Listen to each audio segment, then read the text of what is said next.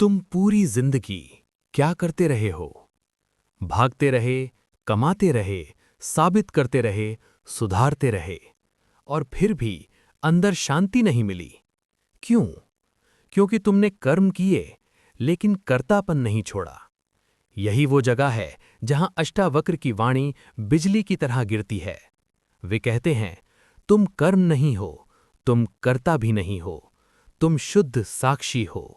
सबसे बड़ा भ्रम, मैं कर रहा हूं। जब तुम कहते हो, मैंने किया, मेरी वजह से हुआ, मेरी गलती है, मुझे सुधारना है, तभी अशांति शुरू होती है। क्योंकि जैसे ही मैं करता हूं का भाव आया, उसी पल डर, चिंता, उम्मीद और पछतावा भी साथ आ गए। कर्म समस्या नहीं है, कर्तापन समस्या है। फायर।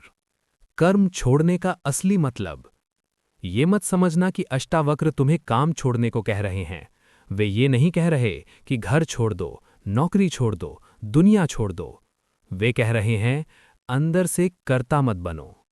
जब तुम भीतर से शांत होकर देखो कि शरीर काम कर रहा है, मन सोच रहा है, जिंदगी घट रही है, तब एक दूरी बनती है, और उसी दूरी में शांति जंग लेती है।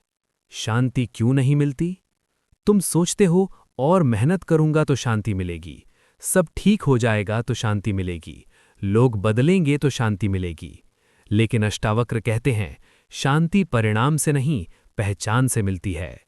जब तक तुम खुद को शरीर मन समझते रहोगे, अशांति तय है। क्योंकि शरीर बदलता है, मन बदलता है, दुनिया बदलती है, पर जो ये सब देख रहा है, वो नहीं बदलता। Bomb sound.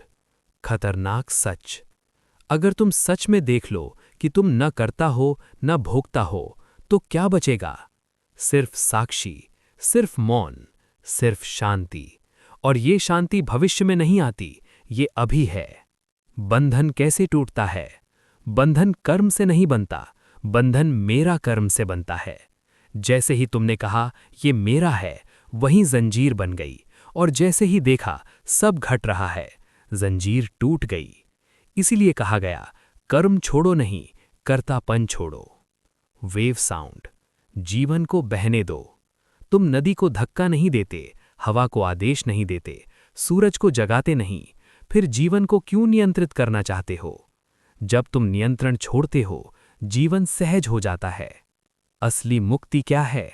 मुक्ति मरने के बाद नहीं, मुक्ति अभी है, जब तुम भीतर से हल्के हो जाते हो, जब तुम कह सको, जो हो रहा है होने दो। न विरोध, न पकड़, न पछतावा, बस साक्षी भाव। अगर तुम सच में ये समझ लो, तो तुम्हारी महत्वाकांक्षा गिर सकती है, तुम्हारा अहंकार टूट सकता है, तुम्हारी नकली पहचान जल सकती है।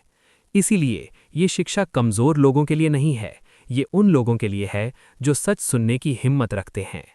फायर। अंतिम प्रहार।